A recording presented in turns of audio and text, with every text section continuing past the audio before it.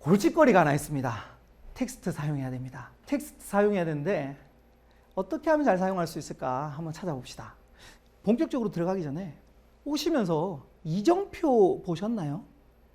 혹시 이정표에는 어떤 글씨체가 사용됐는지 기억이 나시나요? 고딕체 맞아요. 보니까요, 우리나라뿐만 아니라 전 세계 이정표에는 고딕체를 사용합니다. 제가 또 찾다가 보니까 한국직업방송에도 마찬가지로 이렇게 고딕체를 사용을 합니다. 매체죠. 또 보면요, 뉴스에도 어떤 체를 사용하냐면 고딕체를 사용합니다. 그래서 저는 고딕체를 사용하는 것이 훨씬 전달력이 좋다라는 걸 알아냈습니다. 자, 보시면 원래는 세리프체, 산세리프체라고 하는데 조금 어려우니까 일단 세리프체에 대한 특징은 뭐냐면 저 끝에 보시면 구부러져 있습니다. 좀 이렇게 구부러져 있어요. 그리고 산세리프체는 없어요.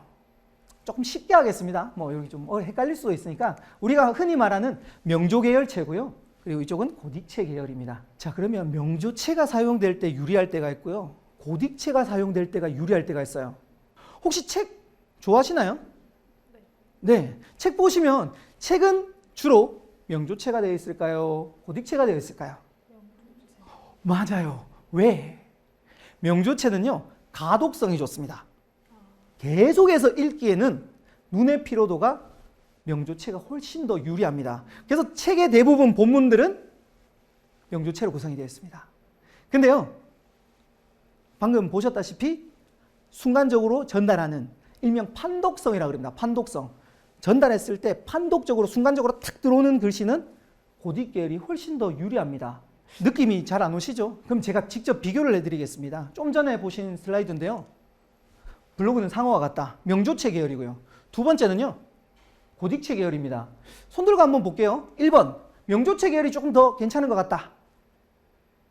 2번, 고딕 계열이 좀 더 나은 것 같다. 네. 대부분 다 손 드셨네요. 저도 실질적으로 비교해 보니까 이 파워포인트 화면에는 가급적이면 고딕 계열로 가는 것이 훨씬 더 유리하다는 걸 알아냈습니다. 그래서 텍스트를 사용할 첫 번째 팁은요, 고딕 계열을 사용하는 방법입니다. 추천 폰트를 몇 개 소개해 드리고 갈게요. 첫 번째는요, 다음 카카오에서 제공하는 다음 고딕이 있습니다. 참고로 무료로 제공되니까요, 다운받아서 설치하셔야 됩니다.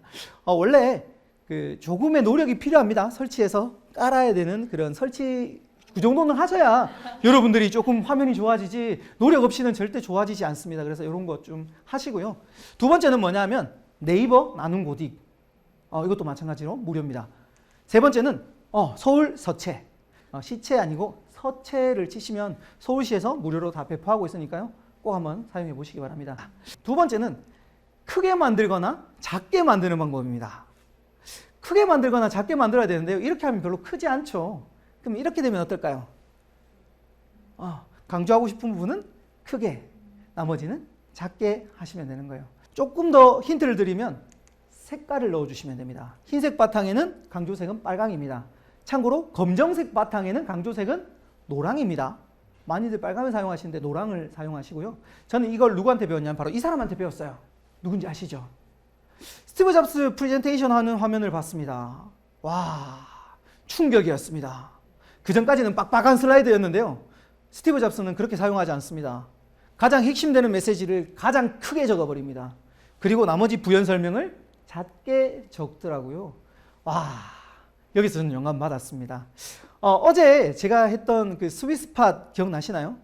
그 화면을 잠시만 들고 와 보겠습니다. 제가 이걸 힌트를 썼죠. 가장 핵심되는 메시지는 크게, 나머지 부연 설명은 작게.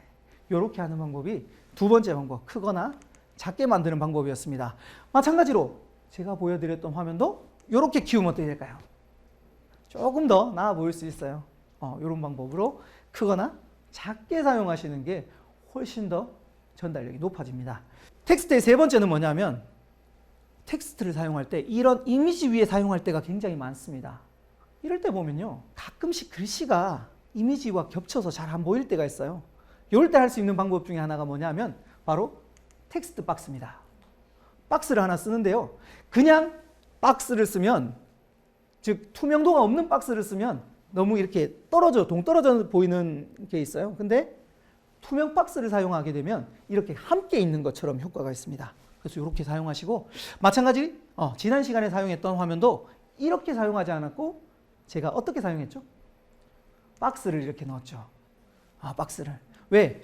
이 뒤쪽에 있는 이미지가 앞에 있는 텍스트에 잡음이 된다라는 겁니다. 이럴 땐 잡음이 된다고 생각하면 이런 식으로 해주시면 훨씬 더 유리합니다. 그래서 텍스트 박스를 사용해서 훨씬 더 화면을 깔끔하게 만들 수도 있다는 겁니다.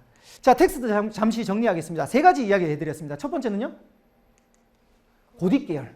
고딕 계열. 지금도 계속해서 고딕 계열을 사용하고 있습니다. 두 번째는요, 크거나 작게. 지금도 마찬가지. 중심은 크게, 나머지 부여는 작게. 마지막 세 번째는요, 네, 텍스트 박스를 사용해서 투명도를 주셔야 됩니다. 투명도를 주셔서 텍스트 박스를 사용하면 굉장히 전달력이 높아집니다.